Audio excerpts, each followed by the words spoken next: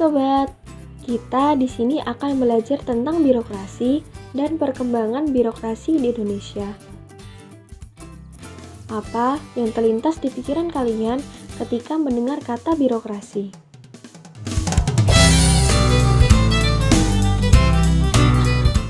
Mungkin pertama kali yang terlintas di pikiran kalian adalah tentang pemerintah, sulit menemui seseorang, rumit, dan juga kantor atau kelurahan. Ternyata itu salah sobat. Pada konsepnya, birokrasi adalah sistem pemerintahan yang dijalankan oleh pegawai pemerintah karena telah berpegang pada hierarki dan jenjang jabatan. Adapun pengertian birokrasi menurut tokoh-tokoh atau ilmuwan lainnya seperti Maximilian Weber, yaitu seorang ahli ekonomi politik dan sosiolog dari Jerman. Beliau mengatakan bahwa birokrasi adalah suatu bentuk organisasi yang penerapannya sangat berkaitan dengan misi yang akan dicapai.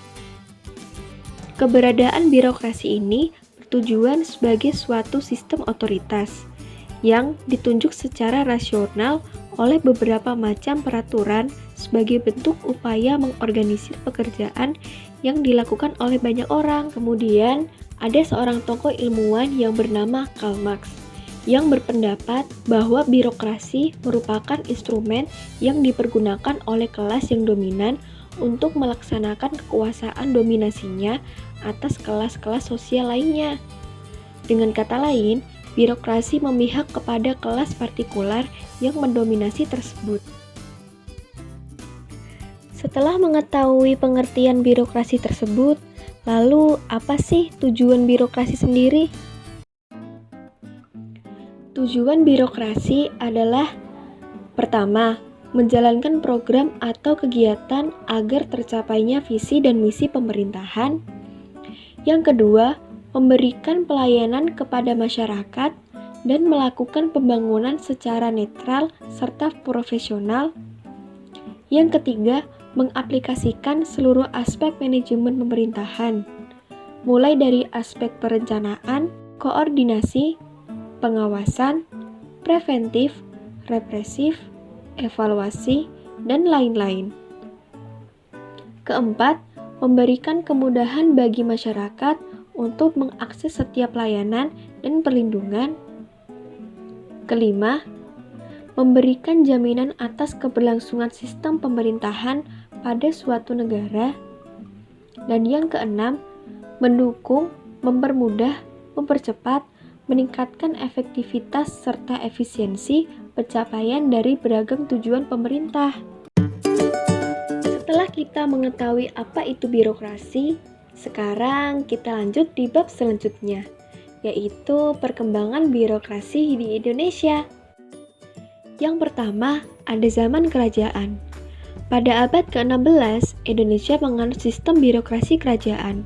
Artinya, pucuk pimpinan ada di tangan raja sebagai pemegang kekuasaan tunggal atau absolut. Segala keputusan ada di tangan raja, dan semua masyarakat harus patuh dan tunduk pada kehendak sang raja. Di dalam pemerintahan pusat atau yang disebut dengan keraton, urusan dalam pemerintahan diserahkan kepada 4 pejabat setingkat menteri atau yang disebut dengan wedana, yang dikoordinasikan oleh seorang pejabat setingkat menteri koordinator atau pepati lebet. Pejabat-pejabat kerajaan tersebut masing-masing membawahi pegawai atau abdi dalam. Yang selanjutnya adalah pada zaman kolonial. Kedatangan penguasa kolonial Belanda tidak banyak mengubah sistem birokrasi dan administrasi pemerintahan yang berlaku di Indonesia pada saat itu. Pemerintah kolonial menjalin hubungan politik dengan pemerintah kerajaan yang masih disegani oleh masyarakat.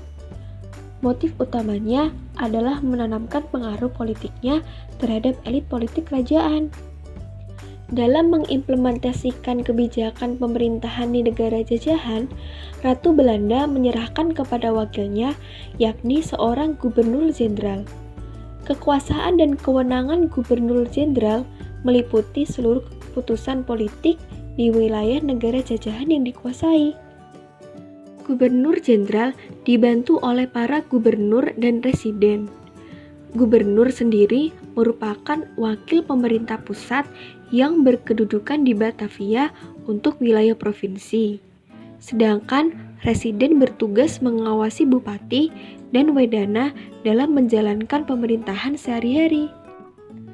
Pada masa berikutnya ialah birokrasi zaman Orde Lama. Berakhirnya masa pemerintahan kolonial membawa perubahan sosial politik yang sangat berarti bagi kelangsungan sistem birokrasi pemerintahan. Model birokrasi yang terjadi pada awal kemerdekaan adalah bersifat primordial atau tradisional karena pejabat yang disaring adalah orang-orang yang memiliki kedekatan dan jasa terhadap pimpinan birokrasi. Pada zaman ini diterapkan sistem parlementer yang berlangsung dari tahun 1950 sampai 1959 yang mengakibatkan terjadinya pergantian kabinet yang hanya dalam tempo beberapa bulan. Birokrasi menjadi tidak profesional dalam menjalankan kebijakan atau program-programnya karena setiap pejabat atau menteri yang baru selalu menerapkan kebijakan yang berbeda dari pendahulunya. Birokrasi sangat terfragmentasi secara politik. Banyak kebijakan atau program birokrasi pemerintah yang hanya mengutamakan kepentingan partai politik, persaingan dan sistem kerja yang tidak sehat di dalam birokrasi, serta pengangkatan dan penempatan pegawai tidak berdasarkan merit system, tetapi lebih pada pertimbangan loyalitas politik terhadap partainya. Masa selanjutnya adalah birokrasi zaman Orde Baru. Birokrasi pada masa Orde Baru menciptakan strategi politik korporatisme, yakni mengatur sistem perwakilan kepentingan melalui jaringan fungsional non-ideologis, di mana sistem tersebut memberikan berbagai lisensi pada kelompok visional dalam masyarakat, seperti monopoli atau perizinan yang bertujuan untuk meniadakan konflik antar kelas atau antar kelompok kepentingan dalam masyarakat. Pada masa ini, birokrasi mempunyai kekuasaan yang tidak terbatas dan tidak terkontrol karena sangat mengatur kehidupan publik. Akibatnya, pejabat yang seharusnya menjadi abdi negara untuk melayani publik dengan baik, justru beralih fungsi sebagai penguasa publik. Kondisi ini menyebabkan publik sangat dirugikan. Dan yang terakhir ialah birokrasi zaman reformasi. Pada tahun sebelumnya, birokrasi yang diterapkan pemerintah tidak dijalankan dengan baik. Akibatnya, timbul kerusuhan yang kita kenal dengan tragedi 1998 di ibu kota Jakarta yang dilakukan oleh para mahasiswa. Tragedi tersebut menuntut pemerintah untuk membentuk birokrasi yang baik, seperti membuat undang-undang dan lembaga-lembaga yang mengatur para birokrat agar melaksanakan tugas dan fungsinya dengan baik. Pada birokrasi ini dikenal dua macam birokrasi, yakni birokrasi patrimonial dan birokrasi kapitalisme. Birokrasi patrimonial adalah perekrutan orang ke dalam birokrasi yang berdasarkan kedekatan hubungan personal yang mengabaikan kualitas individu. Sedangkan birokrasi kapitalisme ialah birokrasi di mana para birokrat lebih aktif dalam aktivitas bisnis yang berkaitan dengan aktivitas publik. Pada kenyataannya, sampai sekarang masih terjadi praktek KKN dan inefisiensi kinerja di kalangan birokrasi dalam menyelenggarakan kegiatan pemerintah dan pelayanan publik. Contoh dari inefisiensi kinerja antara lain lambannya pemerintah dalam melayani masyarakat dan kurangnya respon pemerintah dalam menanggapi masalah masyarakat. Walaupun begitu, pemerintah tetap berusaha mewujudkan good government dengan cara membentuk badan-badan yang dianggap perlu menciptakan birokrasi yang baik, tidak berbelit-belit, dan memiliki akuntabilitas yang tinggi, seperti pembentukan KPK dan pembuatan EKTP. Nah, itu tadi penjelasan mengenai birokrasi dan perkembangan birokrasi di Indonesia. Semoga cuplikan video tadi dapat membantu sobat-sobat untuk mengenal lebih jauh tentang birokrasi. Sampai jumpa dan terima kasih.